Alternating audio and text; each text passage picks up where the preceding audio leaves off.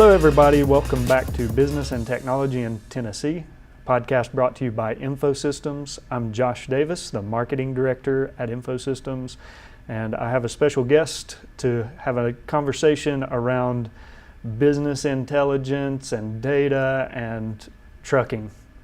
Or freight today. And the guest is Daniel Pickett. He is the Chief Data Scientist at Freightwaves, which is a relatively new company here in Chattanooga, Tennessee. And so hopefully today you'll learn a lot more about what Freightwaves is doing in the market and all of the cool technology that they're playing around with, and maybe some other side stories about life in Chattanooga and local business and all the stuff that goes on around here. So Daniel, welcome to the show. Glad to be here. Thanks for having me.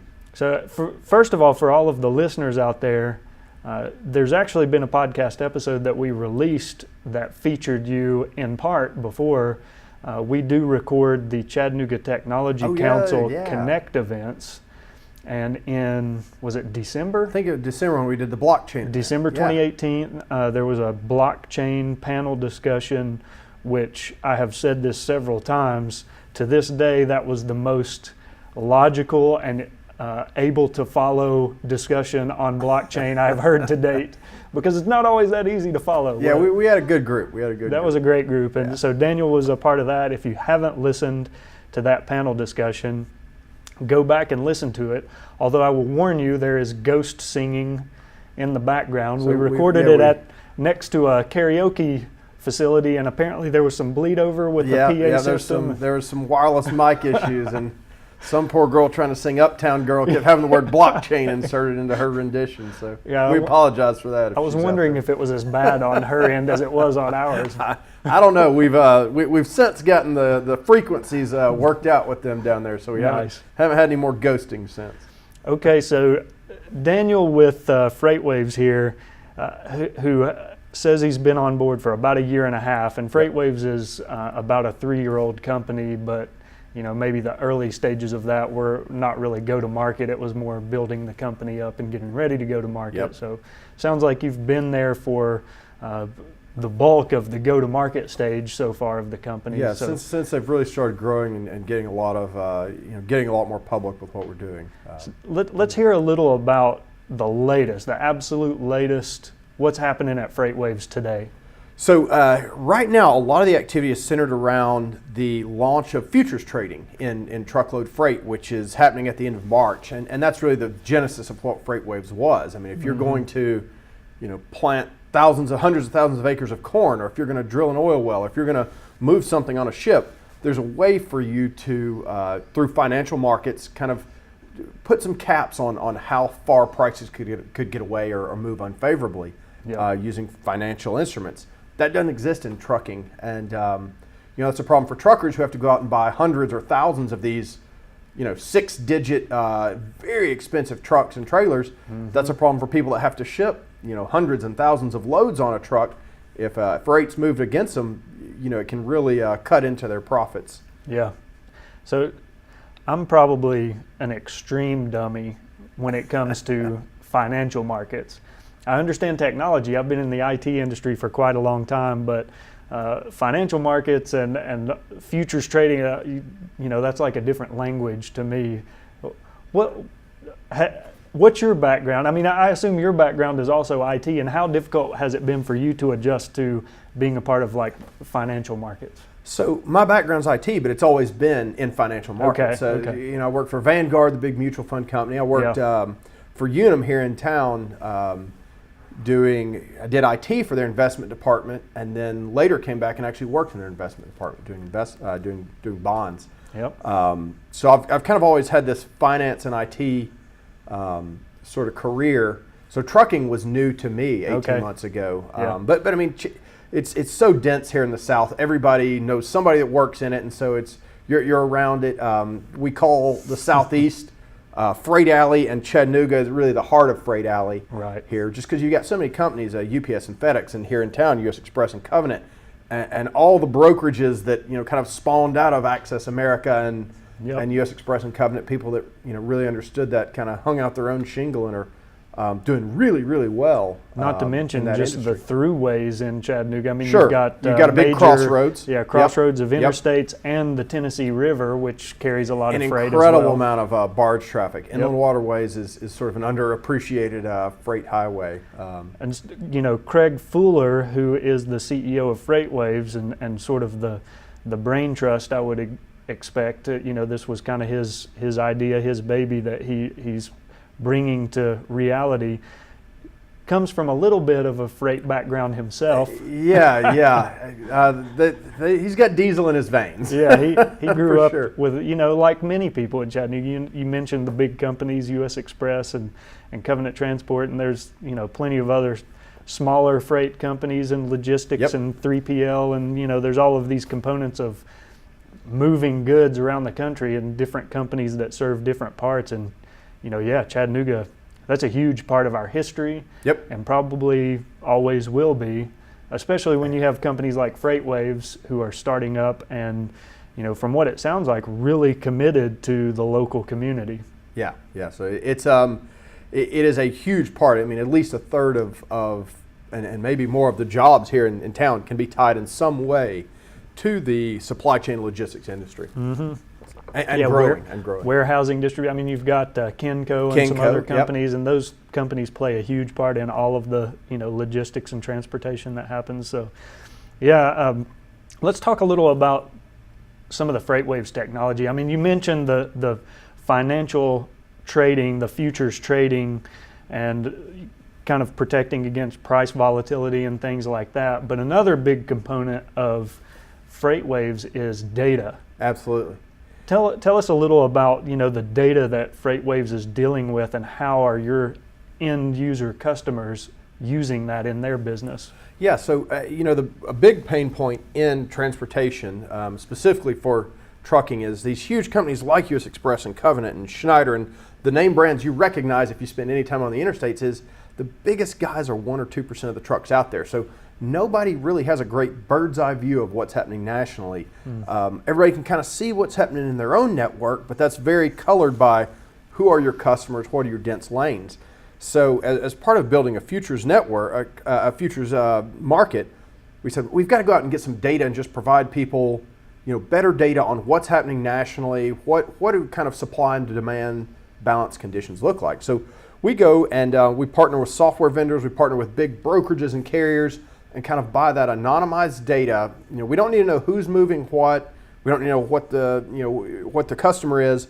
But if you can get just measures of how much freight is moving along specific lanes, get measures of how hard is it to find a truck? How many times is a load that you try to move being rejected by carriers that normally run for you?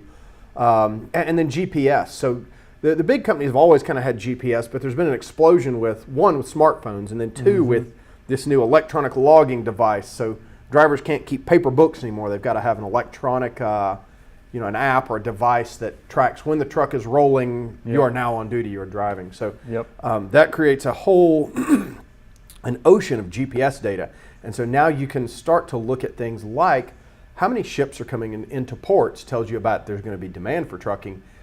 Where are the trucks located is going to tell you a little bit about supply, and you can start to build a supply-demand balance map nationally, and that's what's really been powerful for the people that are digging into our data and saying, oh my gosh, I can kind of see things coming, a few days ahead of time instead of being 2 weeks late on. I can imagine what's that. happening. Data is.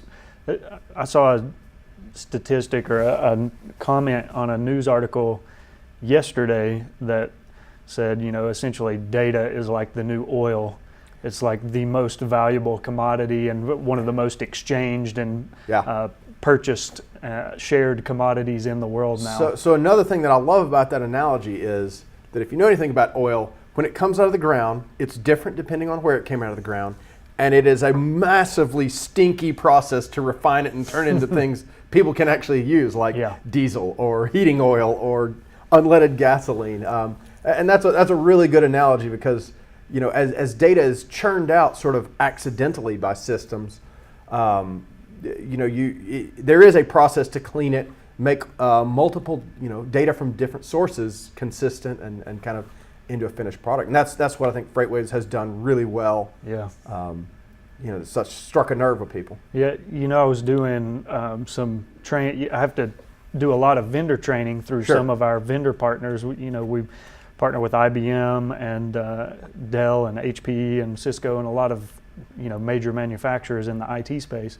And I was doing some training recently around analytics and some of the cool stuff that's going on. And it kind of had a breakdown of, in data analytics, the majority of work is in preparing the data to be entered. And this was like some machine learning and deep learning training that I was going through. And it was talking about how much more work goes into just preparing the data to be fed into a machine learning. So data scientists call it munging because yeah. it's such a filthy word. That's what it feels like. And yeah, it is an incredible amount of time. Yep. Machine learning is a really, really powerful and a really, really misunderstood tool. People think it's just it's HAL or it's C3PO and it just kind of figures it out for you. And flip a switch and then it starts sucking in all the data and spitting out intelligence. And it really is good at, if you can get massive volumes of data kind of coming in consistently or at least in some sort of format that you can say this is good, that's bad. Mm-hmm. It learns those patterns over time that might be inobvious to a human. Yep. So. How big of a challenge was it right off the bat for Freightwaves to, once you start gaining access to all these different streams of data, to get that into some type of consistent format to begin making use of it? Yeah, well, it's kind of one of those things that you can never call done. Right.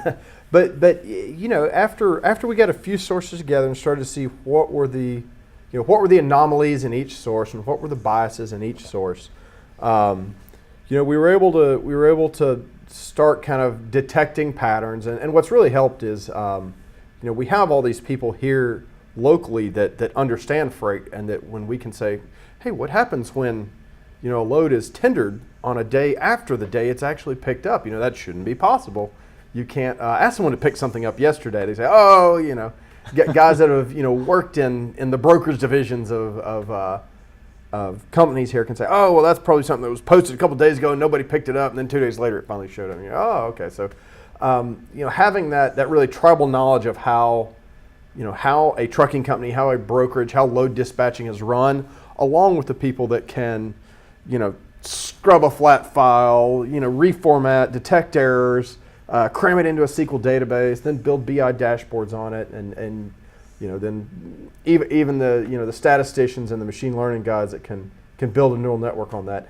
Really having all those people in close proximity crammed into that office like sardines is a little bit of the secret sauce. So it's really math plus systems plus data plus tribal knowledge of the industry. And that's been a huge theme with one of our big investors is that rise of the rest, which is Steve Case, founder of AOL, is kind of leading that charge.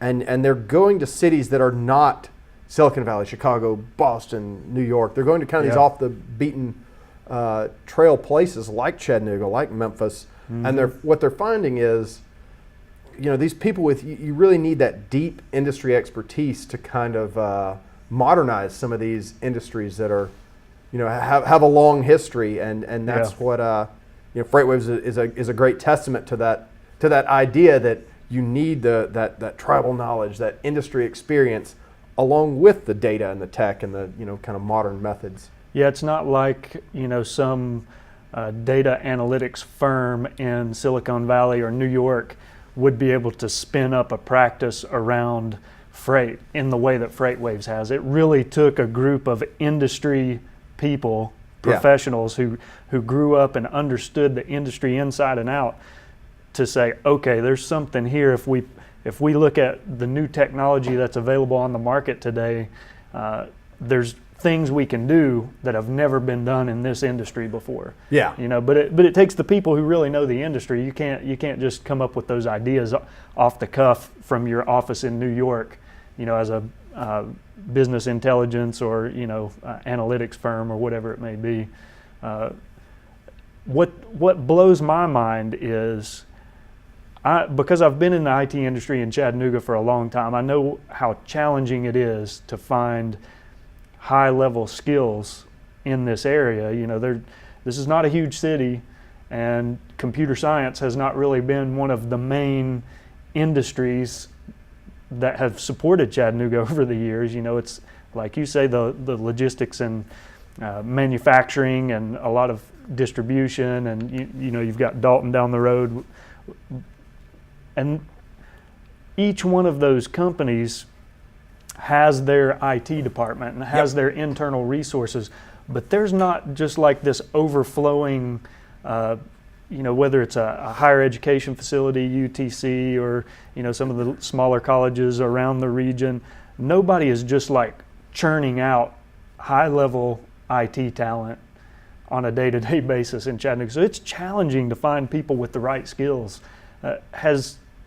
How has Freightwaves addressed that? I mean, are you guys, you know, I remember several years ago, it was all over the media that Amazon was going out and snapping up all of the business intelligence, you know, analytics talent that they could find across the country and moving them out to, you know, Washington State. Yeah. So is that going to be Freightwaves in a few years? How are you guys approaching finding talent?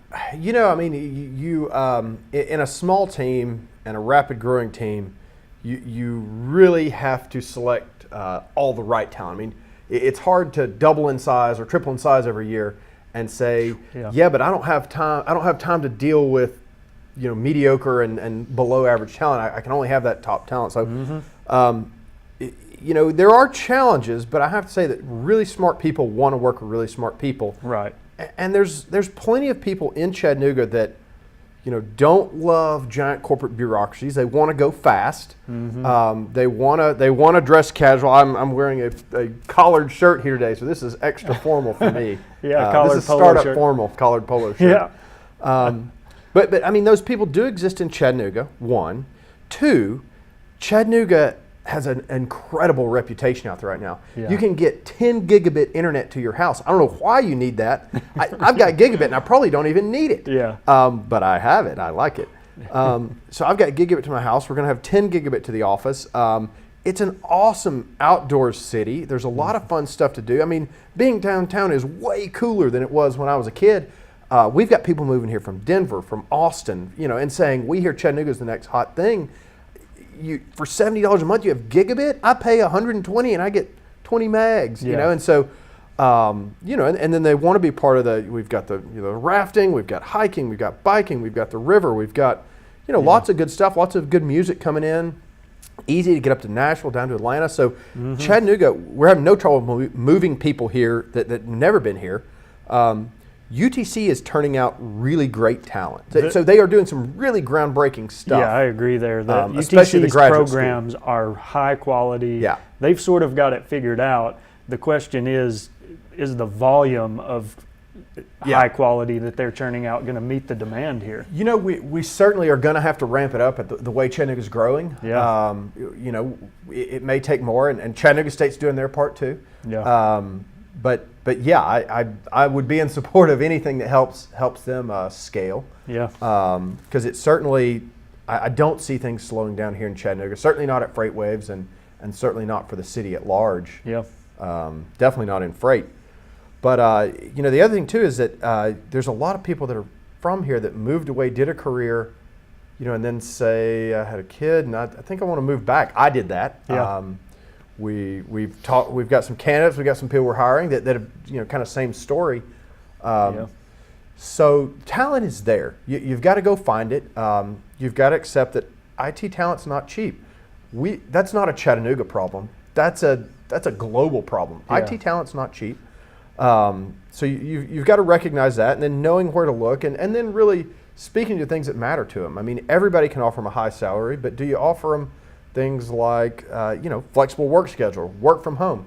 Friday, Hamilton County Schools said all the kids are sick, and parents go, oh my gosh, what do I do? What do I do? I've got meetings. I got to, you know, and the companies are willing to say, look, get your job done. We like having you in the office often, but if you've got to have a day at home where, you know, Hamilton County Schools cancels classes, you know, no, I never even worry about that. I don't worry about saying, hey guys, I've got to work from home today. we'll hop on a Zoom conference and we'll share screens and we'll have video and we'll get our job done. So I think it's about, you've got to pay a market rate, and then you've got to look at the other things you can do that are really, really attractive. So that's interesting work, that's good work environment, that's flexibility, and then things that don't exist in this country, like paternal leave. Freightwaves does that. The big companies here in town, you've got to stay up with the times. And some of that's financial, and some of that's other things you can offer people. Yeah, I mean that's one of the ways that InfoSystems has always sort of differentiated themselves from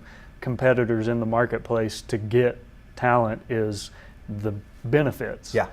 It's not, you're not going to pay somebody twice what they would get at another company in the same market. That doesn't make sense. But you can do the things for your entire pool of employees, like providing extra benefits that they wouldn't get at other area employers.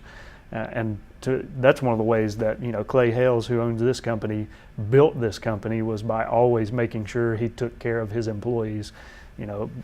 All the benefits that he could possibly wrap into the benefits package he did, and continues to do, and continues to make it better. Yeah, you don't have to spend 100% more to get the top 25% or 10% of talent.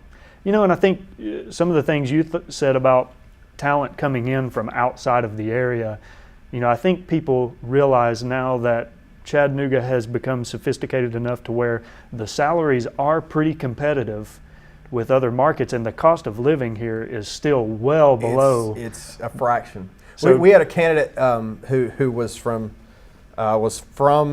Silicon Valley, and they said, if I don't make, and it was 2 or 3 times what I make, and he said, and the kid's 25, I'm not going to be able to pay my rent. I'm like, man, that's like a 12-bedroom house on the bluff of the mountain here, buddy. Like, I don't think you've done your research. And real estate's if you're telling me that you're a data expert, I'm now kind of concerned. You got to look at the data. Hey, it's income is what you make, wealth is what you keep, and this is a real good spot for building wealth and a great family town. So. So what do you see Freightwaves doing in the next 3 to 5 years? So Freightwaves, at one point it was an idea to have financial futures on a napkin, and then nobody knew what that was. And so it was, okay, we're going to create a news site to talk about futures and other interesting topics. So the news site sort of, which is now more than 2 million page views a month, it's the most read news site globally in logistics, was sort of peripheral to the goal, but it really succeeded because there was that critical mass. And then data and analytics was sort of in support of the futures, but now it's such a huge line of business. So I think Freightwaves will kind of continue to innovate in freight. There's a big events business we're doing now that there's kind of putting on conferences to get people together and talking about the forward thinking. But everything moves on a truck if you think about it. If you're going to do onshore drilling, a lot of the supplies there move on a truck. Agriculture, lots of things move on a truck. Even if it's going on a train, coming in by boat, air freight, at some point it gets on a truck. So there's this really interesting real-time view of the national economy and even local economies that you can expose through freight data, through GPS, through transactional information. So I could see, starting to talk about real-time economic activity with freight data. We've been talking through the 2 big hurricanes last year, we worked with FEMA to show them GPS data where they could start to figure out what roads are open, what roads are closed. Transactional data, what grocery stores are very well stocked, and we don't need to come in with the FEMA army and disrupt, and where is maybe there really is a problem and FEMA does need to take an active role. And so helping them make those kind of decisions. I think we've only scratched the surface with what trucking and transportation data can do for the bigger global community. Yeah, that's great. So the one thing I wanted to make sure today is that we didn't get into a technical discussion about the underlying technologies that are powering your systems, because really the people that listen to our podcast are typically business professionals, not necessarily IT professionals. More small business owners, mid-sized business executives, and line of business professionals, and so it's the tricky thing about IT, and I'm sure this translates across to freight and what you guys are doing. You really want to have conversations about how the things, those nuts and bolts, the really detailed over your head concepts that are hard to grasp, how they impact local business and global business, regional, all the different levels of business, without talking about the actual technology components themselves. And simplify, simplify as much as you can, and no further. So to me this has been a great conversation today, because we didn't take it down into those depths of where it's going to fly over everybody's head. They don't understand all of the deep algorithms and models and all the stuff that I'm sure you talk about on a daily basis with your team, but just talking about the industry here in Chattanooga, I know there are other, we sort of get rose-colored glasses here in Chattanooga when we talk about our community. We love Chattanooga around here, and everybody's, Chattanooga cheerleader. Other communities are just as successful, and there are tons of places around the country that are having major influxes of technology, doing really great economic development things, putting in great gigabit internets, and all of the things that are happening. We tend to isolate on Chattanooga and talk about how great we are comparatively, but there's great stuff going on all over the country. Nashville has basically become the operations center of Wall Street. I mean, with all the financial jobs moving in there. And not to mention the healthcare that already, it's not like the healthcare industry is growing at all. Nashville is great, and but I think through Chattanooga, if we can look to other communities, and especially when you think about the way the logistics network is connected all across the country. I don't know if it's through Freightwaves data or through, if that data is used by other entities, but I think there's fantastic opportunity for, economic development and regional developers and planners and all of the, the people who are involved in building our community have a good sense of what's going on around the country.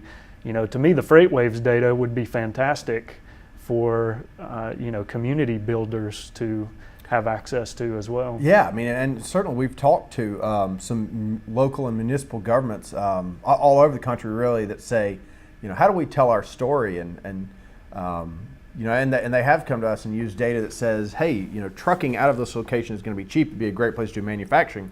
Labor cost relative to the nation is, 20% below, and warehouse cost is, 30% below, and this is traditionally a backhaul market, meaning freight rates are out. So it's certainly for small communities trying to tell their story. There's a lot of interesting things in freight data that can help them do that. We absolutely talked to some communities about that. So how do people learn more about Freightwaves? Freightwaves.com. You can't hardly Google anything in freight logistics, 3PL, and kind of current topics without seeing us pop up somewhere. But and then when they hit your homepage, it's really a news site, right? So Freightwaves.com really is a news site, but you'll spend any kind of time there, and you'll see somebody up there talking about our data and analytics platform. Mm-hmm. You'll see people kind of talking about current events in freight technology and kind of the big major freight players you've heard of. Whether it's the new guys, the Uber Freights and the Convoys, or the kind of the traditional UPS and FedEx guys. There's a lot of good news there, and plenty of ways to get in touch if people are interested in kind of maybe learning more about data and analytics and what we do.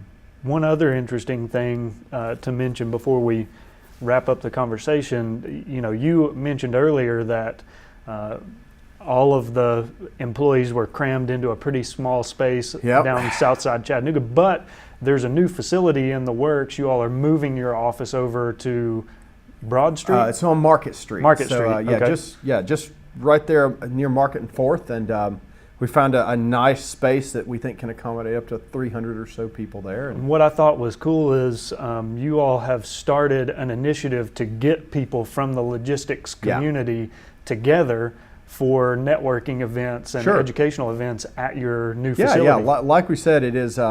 We think Chattanooga can be the Silicon Valley of freight, and not just Chattanooga, but the whole Southeast. Yeah. What we call Freight Alley, up to Nashville, over to Knoxville, down into Savannah. The Port of Savannah is a huge port. Out to Memphis, down to through all kinds of North Georgia and Alabama. There's a lot of people that are in this industry. There's a lot of important companies in the industry, and we certainly are trying to make Chattanooga the heart of it all, and trying to help develop and make connections with the companies here.